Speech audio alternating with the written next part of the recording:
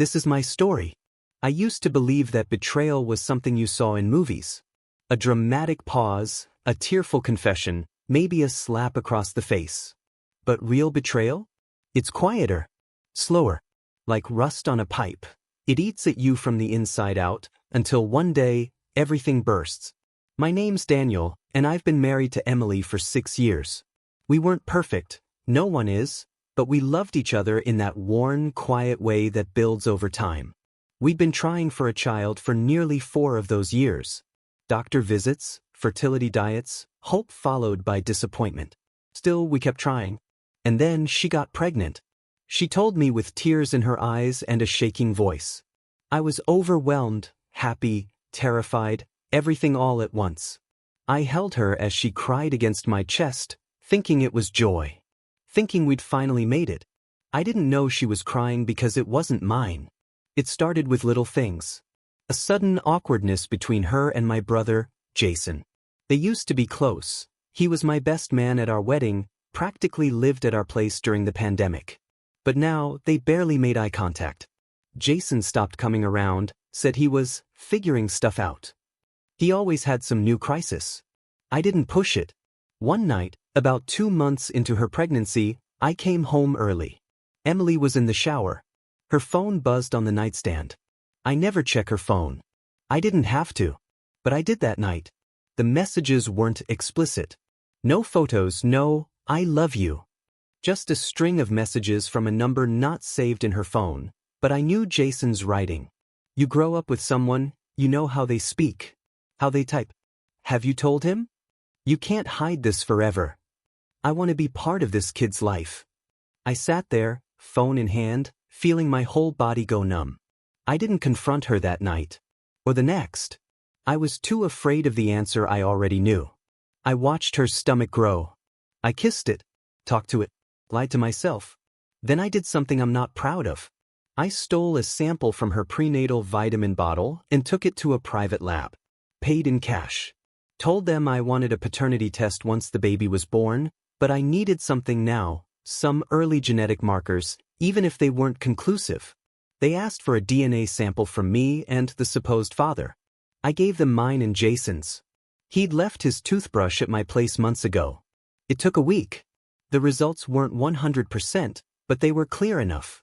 The baby wasn't mine. It was Jason's. The confrontation wasn't like I imagined. No shouting. No thrown plates. Just me, Emily, and silence. I know, I said. She went pale. Jason? I asked.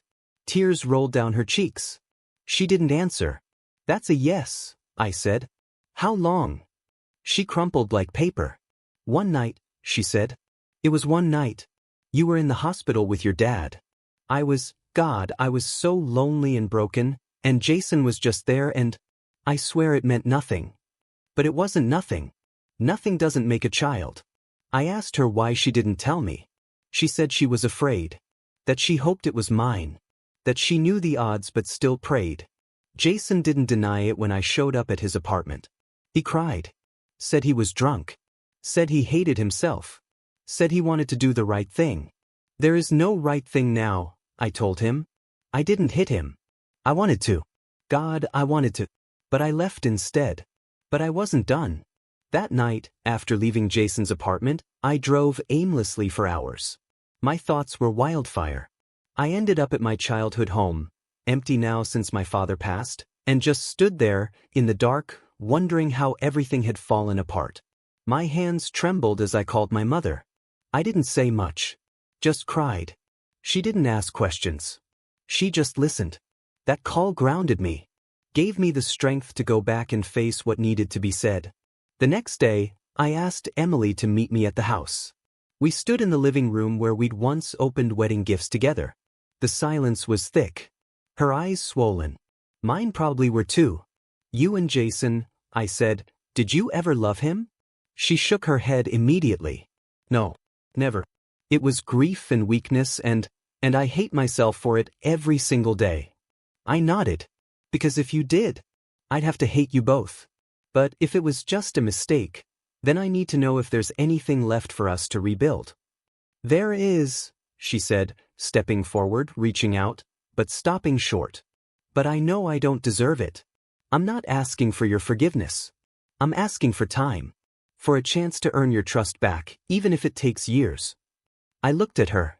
At the woman who had broken my heart. At the woman I had once promised forever to. And somewhere beneath the pain, I still saw that version of us, the one we'd worked so hard to build. Then let's start with the truth, I said. Every ugly piece of it. And so we talked. For hours. For the first time in months, there were no secrets. Just hurt laid bare, and maybe the fragile foundation of something honest. It's been 8 months. The baby is here now. Her name is Lily. She's beautiful. And she's not mine. But here's the thing, I still see Emily sometimes. We're not together anymore. She lives with her mother. Jason's not in the picture, not really. I don't know if that's guilt or shame or both. But he's signed away parental rights. Says he'll pay child support and stay out of the way. And me? I visit Lily. Every week. I bring her little books. I rock her to sleep. I don't know what I'm doing. Half the time I feel like I'm breaking all over again. But when she grabs my finger and holds on, so small and strong, I feel something too. She's not mine. But I love her anyway. And maybe, just maybe, that's enough. A few weeks ago, Emily called me out of the blue. She asked if I could meet her at the park. She had Lily bundled up in her arms. We walked in silence, letting the breeze say the words we couldn't. I've started therapy, she said eventually. I want to be better. For her. For myself. For you, if there's still any part of you that wants us. I didn't know how to answer her. But I knew I had questions of my own. Could I ever forgive her? Could we rebuild what we lost? Or were we just two broken people trying to tape together something that had already shattered? I watched Lily's little fingers reach up toward a falling leaf and I knew I wasn't ready to decide. Not yet. But I wasn't ready to walk away either. Sometimes, life doesn't give you clean lines. Sometimes, love looks like staying. And sometimes, it looks like visiting a child who isn't yours just because your heart says she is. So I'll keep showing up. For Lily. For whatever comes next. Stories like these rarely tie up in neat bows.